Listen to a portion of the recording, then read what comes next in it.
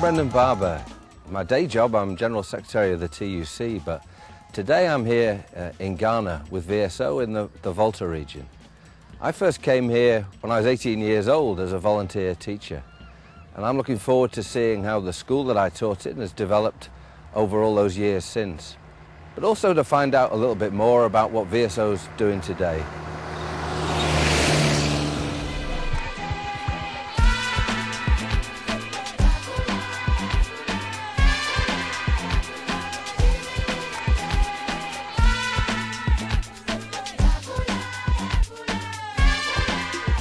Yes. Hello. Hey, great to see you. Hello. Hello. Hey, hello. Hey, hey, hello.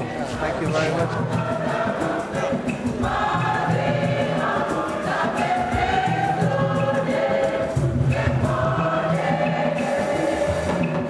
You've made me feel like a Ghanaian from my head to my toe.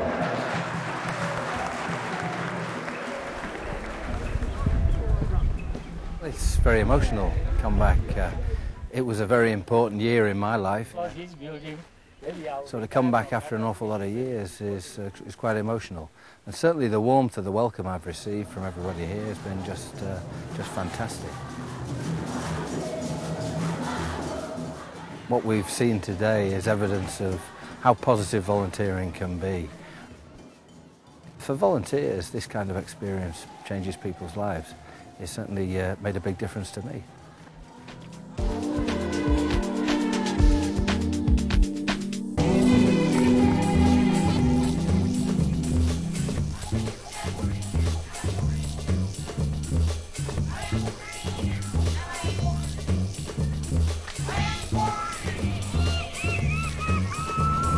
Well, we're on our way to Ho now to visit Dave Palmer, who's been running a project with an organisation called Volta, which is really trying to open up new opportunities for people with disabilities. I'm told Dave is 57. When I came, of course, I came as an 18-year-old, so he brings a whole different kind of life experience to bear. He's been here about a year. I'm looking forward to hearing how the project's been developing.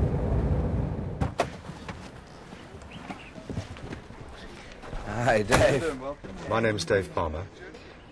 I'd lived a life managing businesses in the UK for nearly 40 years. I'm the VSO volunteer attached to Volta Physically Challenged Independent Group in Ho, Volta Region, Ghana. We're known as Volfic. Volfic's an NGO started by disabled people, for disabled people, and is staffed by disabled people. Our main objectives are human rights education, targeted mainly at disabled women, but not exclusively, microfinance and skills training for disabled people to start small businesses, for example, shoemaking. And we also provide some help with mobility, crutches, wheelchairs, and in some cases funding for corrective surgery. Hello, I'm Brendan. Can you introduce Brendan? These ladies have recently benefited from Volfic service. They've had new calipers fitted. Okay. And we took them not last Friday, the Friday before, for their new calipers. Yeah, no, that's I think good. it's true that Christine hadn't walked upright before a week last Friday. Wow.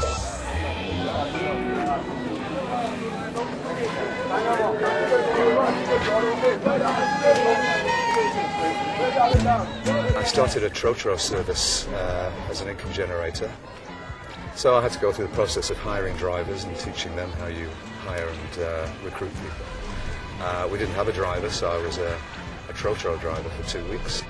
I've been out on the road selling chalk to schools as a travelling salesman. We sell about 30 cases a year. We'd like to make more, but we need to upgrade the equipment that we've got. I've been to embassies, flying the Volfic flag. I've been on a film today made by VSO. The variety is endless. That's why I like the job.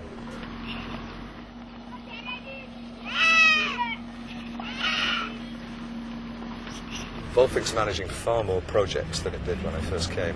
we're using the staff within the NGO more efficiently to get more work done. In fact, for the first time ever, a donor came to us and offered us money instead of us having to ask for it.